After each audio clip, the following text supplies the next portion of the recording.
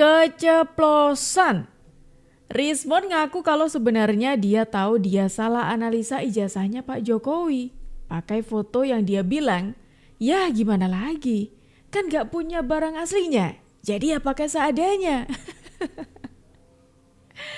Bakal semakin tenggelam nih orang-orang ini. Nasibnya tragis bener. Apalagi PN Solo sudah menghentikan sidang gugatan ijazahnya Pak Jokowi. PN Solo menolak gugatan itu. Waduh. Pasti Rismond CS nih, Rismond dan kawan-kawan sudah mulai gak enak badan, gak enak makan, gak bisa tidur, iya kan? Digital, bukti analog, itu kan karena ketidakbisaan kami untuk menyita barang bukti secara analog. Satu-satunya jalan karena kami tidak bisa menyita adalah ya secara digital. Tuh, pada akhirnya teman-teman ada yang mengaku kalau dia itu nggak bisa membuktikan pakai ijazah aslinya Pak Jokowi karena dia tidak bisa mengambil itu dari Pak Jokowi. Lucu deh Bung Rismond itu. Ya kalau tahu nggak bisa, ya mbok ya sudah gitu loh. Kok ya masih nyempet-nyempetin dianalisa pakai digital padahal itu nggak bisa ya kan? Kok masih maksa banget buat neliti ijazahnya Pak Jokowi meskipun sumbernya seadanya? Harusnya malu dong. Iya harusnya. Udah nggak bisa nih tapi maksa banget, iya kan? Aneh memang orang-orang ini. Pengadilan Negeri Surakarta, Jawa Tengah mengabulkan eksepsi yang diajukan mantan Presiden Jokowi dalam perkara gugatan ijazah palsu yang dilayangkan oleh Muhammad Taufik. Dengan adanya putusan selah ini, maka persidangan tak berlanjut pemeriksaan pokok perkara. Sidang perdata kasus ijazah Jokowi dengan agenda putusan selah digelar secara daring di Pengadilan Negeri Surakarta. Majelis Hakim yang diketuai Putu Gede Haryadi mengatakan menerima eksepsi kompetensi absolut dari pihak tergugat, yakni mantan Presiden Jokowi, KPU Solo, SMA Negeri 6 Surakarta, serta UGM. Pengadilan Negeri Surakarta menyatakan tak berwenang mengadili atas perkara dugaan ijazah palsu Jokowi. Dengan adanya putusan selah, maka persidangan di PN Surakarta tak berlanjut ke pemeriksaan pokok perkara, kecuali pihak berperkara melakukan banding. Tuh kan semakin terbuka lagi nih kalau PN Surakarta menolak gugatan perdata ijazahnya Pak Joko Widodo. Semakin sudah buntu nih jalannya ya kan? Sudah ngaku nggak bisa ngambil ijazahnya Pak Joko yang asli makanya pakai sumber seadanya. Terus kemudian PN Solo sudah menolak gugatan perdatanya ijazahnya Pak Joko Widodo. Terus apa lagi yang mereka mau? Apalagi coba? Laboratorium yang dibawa oleh Roy Suryo hari ini dapat mempengaruhi keputusan dari penyidik Barreskrim? Kan Roy Suryo membuat penelitian laboratorium dari mana kan? Obyeknya bukan obyek yang asli, obyeknya kan harus yang otentik, yang asli ya. Dan jangan lupa Mas bahwa saat ini ada dua perkara sedang berjalan. Ya. Di Pengadilan Solo itu kan ada juga yang sama ya obyeknya, yaitu dugaan pemalsuan ijazah yang dimana sudah ada keputusan pengadilan, sedang menunggu upaya banding, upaya kasasi. Kalau sudah inkrah, justru ini akan menjadi satu alat bukti untuk laporan di Polda Metro. Namun ini kan sejalan ada lagi laporan yang sama yang sebetulnya mungkin lebih mengarah kepada idem, tapi ini kita biarkan saja proses berjalan. Nah, kita lihat nanti bagaimana kelanjutannya untuk kasus penanganan yang di Polda Metro Jaya. Baik, Pak Ito, Roy Suryo sendiri mengatakan bahwa ini sudah melewati serangkaian proses ELA menurutnya atau error level analysis. Apakah ini dapat diverifikasi sebagai hasil yang objektif menurut Anda?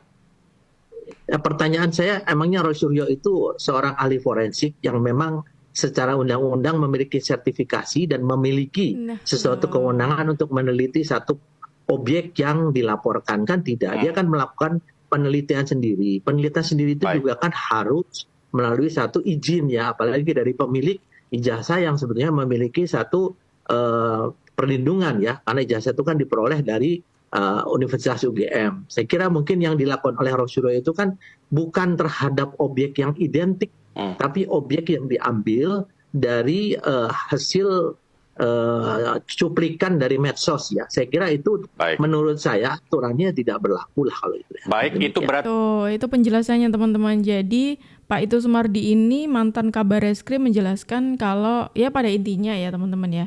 Pada intinya mereka ini yang berkuar-kuar ini bahkan sampai meminta adanya gelar perkara khusus, ya mereka akan tenggelam ke situ.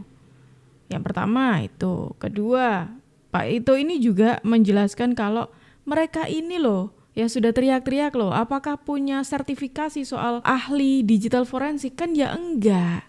Dan itu valid teman-teman, dan itu faktanya memang seperti itu. Roy Suryo CSI ini makanya saya sering sebut ahli-ahlian gitu loh. Karena ya ini masih tanda tanya dan dipertanyakan. Keahliannya itu sering berubah-ubah. Katanya ahli ini, besok ahli ini, besoknya ahli ini. Kemudian sok menasehati yang ahli beneran, sok ngasih tahu Bareskrim begini-begini, nyebut Bareskrim katanya salah. Apaan itu? Apaan coba? Dan menariknya teman-teman, ketika ini tadi sudah ada pengakuan dari Rismond mengenai aksinya dia dan kawan-kawan ya mencoba untuk menguliti Pak Jokowi lewat ijazahnya dan diteliti lewat digital forensik padahal mereka bukan ahli digital forensik. Kemudian ini muncul lagi bocoran. Apa sebetulnya tujuan mereka? Kok getol banget nih menyerang Pak Jokowi dengan ijazahnya? Phonefest atau lain-lainnya, bahwa kalau itu adalah ijazah aslinya maka itu palsu. Jadi Bapak Ibu yang saya hormati, waktu di UGM terbukti skripsi palsu karena skripsi yang ditunjukkan oleh pihak UGM adalah apa yang sudah difoto oleh Dr. Rismond dan sudah dianalisis secara saintifik bahwa itu palsu.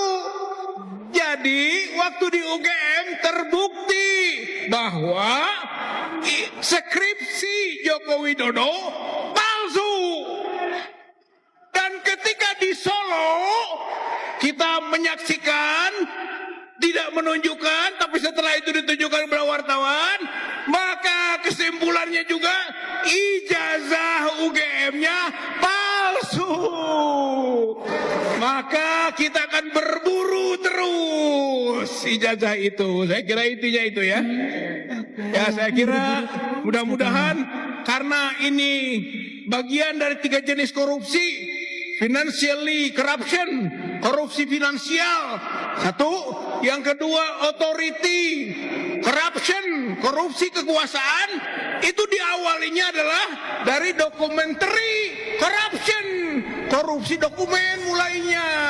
Oleh karena itu mohon dukungan dari bapak-bapak sekalian, ibu-ibu sekalian, kita untuk terus berjuang membuktikan bahwa skripsi Joko Widodo palsu dan berjuang ijazah Joko Widodo palsu sehingga nanti semua kebijakannya palsu dan Joko Widodo adalah presiden palsu. Kita pernah punya presiden palsu, maka tidak sah semua kebijakannya itu. Ini saja yang bisa saya sampaikan. Ternyata itu tujuannya, berupaya keras untuk membuat Pak Jokowi ini seolah punya ijazah palsu sehingga itu nanti semua kebijakannya dibatalkan seperti itu. Oh, itu tujuannya. Bukannya ini sudah ada penjelasannya ya? Semisalkan ya teman-teman, semisalkan apa yang mereka narasikan itu benar. Misalkan loh ini ya, misalkan. Terus kemudian mereka berharap kalau kebijakannya Pak Jokowi ini akan berpengaruh lah ya. Semisalkan ijazahnya itu terbukti palsu gitu. Ini enggak akan teman-teman. Sekalipun ijazahnya Pak Jokowi ini seperti yang mereka katakan, ini tidak akan merubah kebijakannya Pak Jokowi. Gitu. Dan ini menariknya lagi adalah, apakah ini termasuk mereka ini juga berharap banget untuk membatalkan mengenai pembubaran HTI? Karena kita tahu teman-teman, gerombolan yang saat ini bersuara keras, ya Mbah Satu ini salah satunya, ini merupakan orang HTI yang mana organisasi terlarang ini dibubarkan di era Pak Jokowi. Dan Orang-orang HTI ini tidak terima soal itu. Makanya sampai detik ini mereka terus-terusan mengganggu pemerintahan. Dan lucunya adalah di era pemerintahan Pak Prabowo saat ini, mereka terus bergelut dengan permasalahan ijazahnya Pak Jokowi. Terus membuat kericuhan dan menyinggung soal Pak Jokowi, yang mana Pak Jokowi saat ini sudah purna tugas alias bukan lagi Presiden RI. Kan ya lucu, ya toh? Oleh sebab itu jangan terlalu ngelantur. Mahfud MD sekarang sudah berubah. Ngelantur itu. Sudah mendukung Pak Jokowi. Dia mengatakan bahwa kalau ijazahnya Pak Jokowi palsu, keputusannya tidak batal. Lah iyalah, bukan karena mendukung, memang begitu. Coba, teori apa yang bisa menyatakan itu? Kecuali pidana ya. Kalau pidana personal, bukan pada keputusan ketatanegaraan. Kalau cuma didatangi orang, saya minta ijazahnya, saya minta skripsinya untuk apa? Kalau saya enggak boleh. Sudah benar tuh UGM. Apakah ijazah Pak Jokowi itu asli atau tidak, saya tidak peduli karena itu tidak akan ada akibatnya terhadap proses ketatanegaraan kita. Dalam arti begini, taruhlah misalnya, betul tuh ijazah Pak Jokowi palsu misalnya.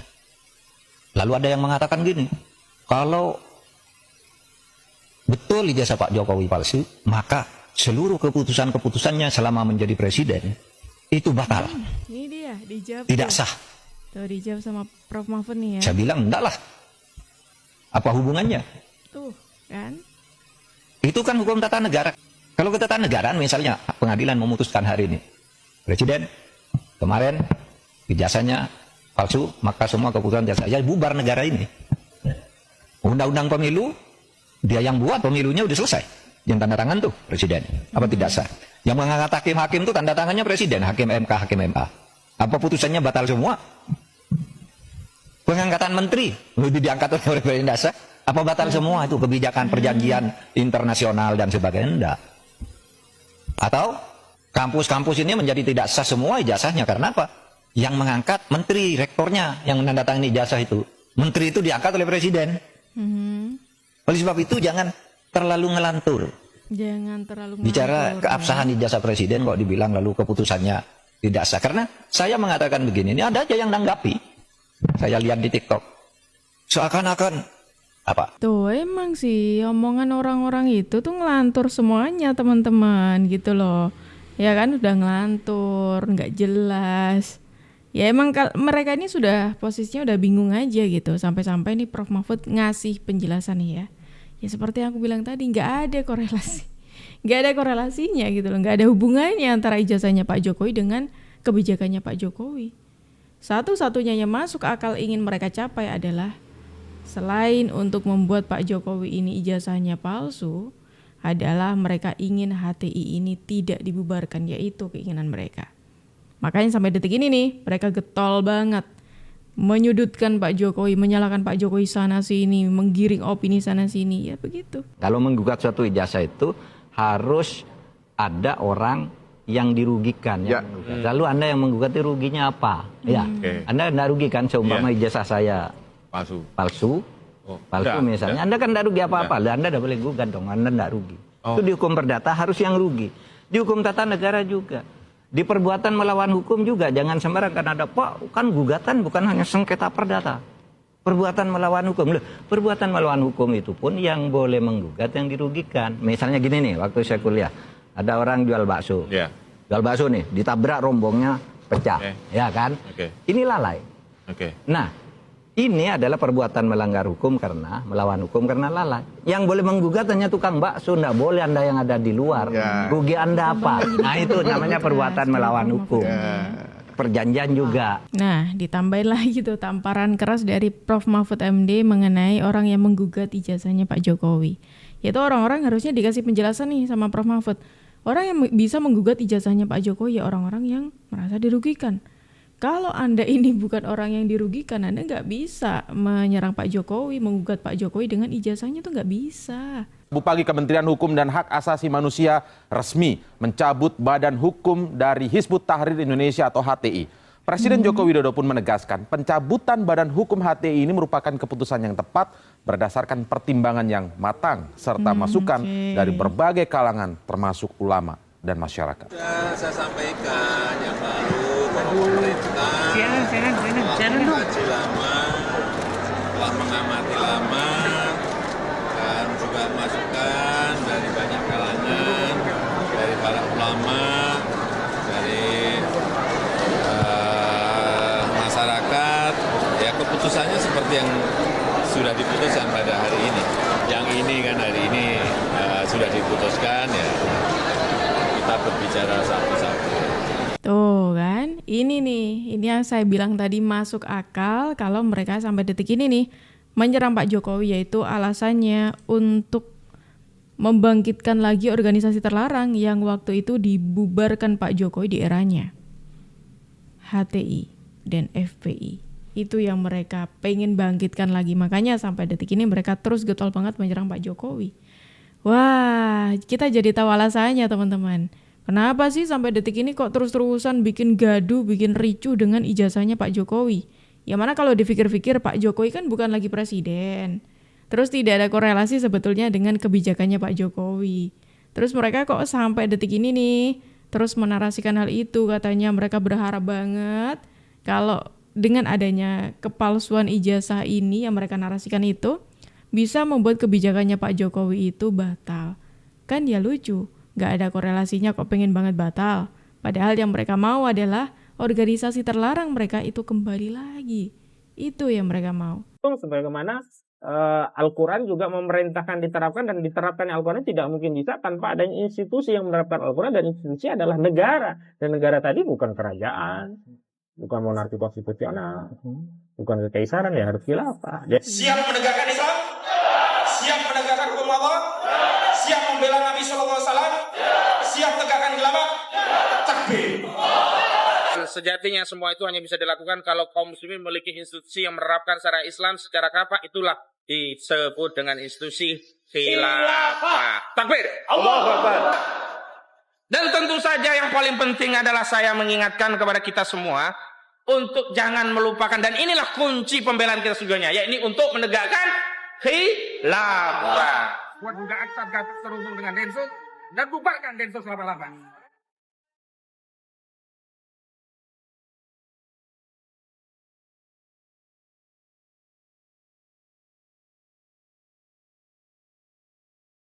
Jadi kalau ada yang bertanya kok apa-apa ujung-ujungnya khilafah gitu. Ya karena memang tidak bisa kita menyelesaikan persoalan ini tanpa menegakkan syariat Islam. Dan syariat Islam tidak bisa tegak kalau kita tidak punya institusi yang menegakkan syariat secara khafah, yakni institusi khilafah.